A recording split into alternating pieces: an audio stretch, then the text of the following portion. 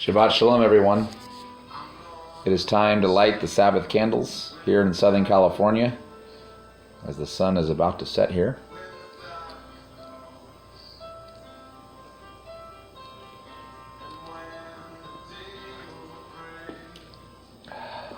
Hallelujah. This is the menorah that I light to set apart the seventh day, which is from Friday night to Saturday night. Set that apart from the other 6 days, Sunday through Friday. Well, I guess I could just use this. Am I getting this?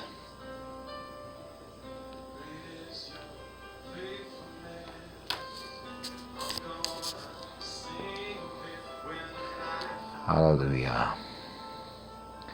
The menorah has a lot of meanings. The 7 spirits of Yah, which you can read about at the top of my website, spiritandtorah.com. It's also representative of the 7 assemblies in Revelation 2 and 3, and there's a lot of layers to those 7 assemblies. Yahshua stands in the midst of the menorah in Revelation 1. Hallelujah. Hallelujah. Got some James Block music playing. And let's go ahead and do the prayer here. I'm going to go ahead and shut this music off just briefly, and then I'll try to remember to turn it back on. No buying or selling, and don't make anyone else buy or sell. That's why I get this Airbnb and I don't stay in a hotel, because don't make anyone work. It's completely self-sufficient. I'm in this little cottage here on another person's property, and they don't have to work at all. Hallelujah. Let's get the menorah in the background there. It's a beautiful place, too, that Yah's blessed me with. Hallelujah. Airbnb is a great way to go, because it's much cheaper than hotels. And depending on the host, as long as they have good ratings, they can have really nice places. All right, we take the bread. Baruch atah Yahweh, Eloheinu melech haolam, Borei horei haaretz, B'Shem Yeshua, Amen. Blessed are you, O Yahweh, our Elohim, King of the universe, who brings forth bread from the earth, and Yahshua, the bread of life. I didn't really show the challah, did I?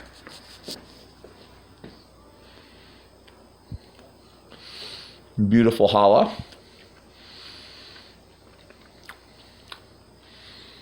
All right.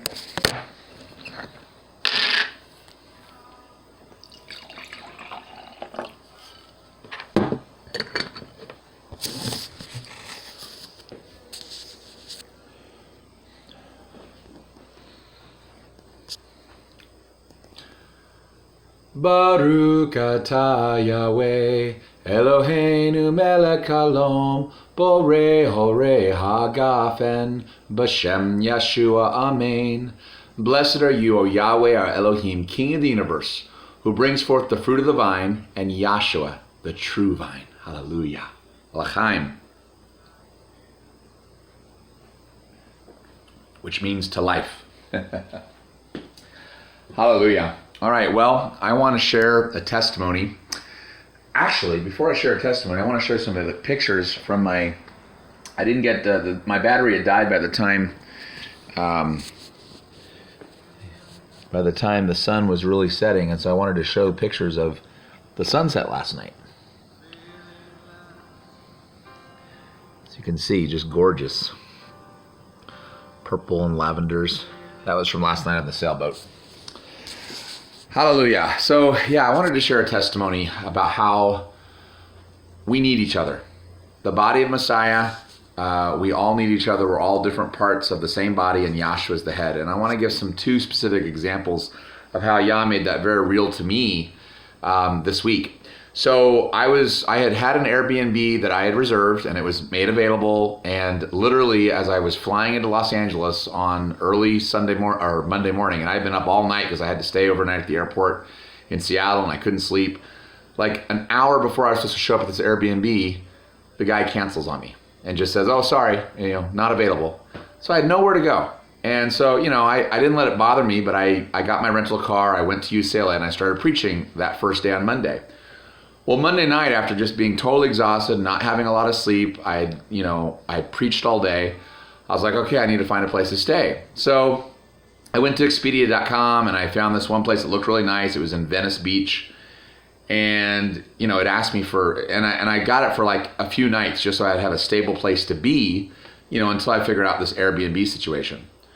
So it was like $400 just for the like 3 or 4 nights that I had reserved it for. So I drive out there, and I mean, there are dark alleyways all around this place. There's no parking. There's like homeless people everywhere. It looks like a really dangerous place. And so I call the hotel and I'm like, look, I'm not staying here. Where do I park? And they're like, well, there's not really any parking. And I was like, no, I'm not doing this. I want to cancel this. And they're like, well, you got to call Expedia. We can't do it. So I call Expedia and they put me on hold. And then they say, sorry, they're not going to waive the penalty. You're going to lose all $400 of your dollars.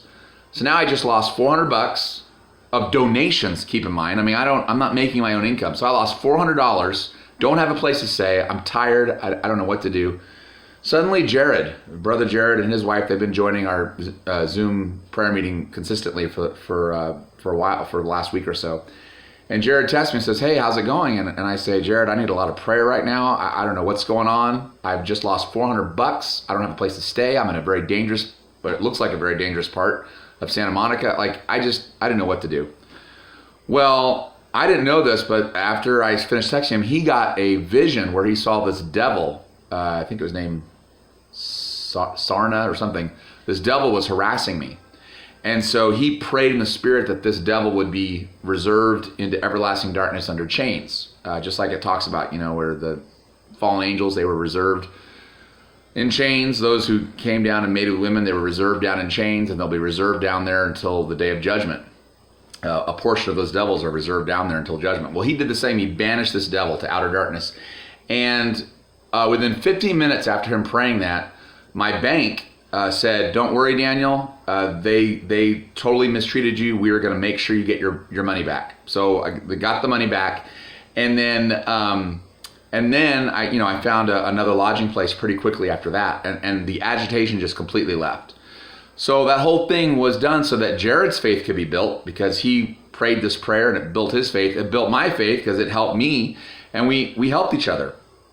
So then, like the next night or a couple nights later, after just a long day of preaching, I'm at the UCLA library. I'm like, okay, yeah, I really need to find an Airbnb place because nothing seems to be working out here, and I don't want to stay at this hotel over Shabbat because I don't want to make people work. Well, instantly I found this place and they instantly approved me. Like, usually it takes about 24 hours for the host to get back to you. They instantly approved me. Everything was perfect. And now this is a beautiful little cottage on a rural property, and I'm only 25 miles north of UCLA.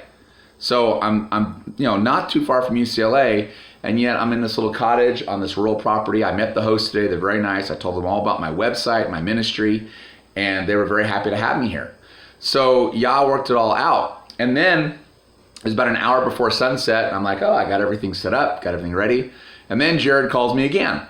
And he says, hey, Daniel, I have some questions about Shabbat, and stuff like that. And I was like, oh, yeah, well, I like the camp. And then I was like, oh, I need to buy matches. I don't have any matches because, I can't carry the matches or the lighters with me on the plane. So because Jared called me to ask me about Shabbat, it reminded me I got to go get matches before the sun sets. So I went out and did it.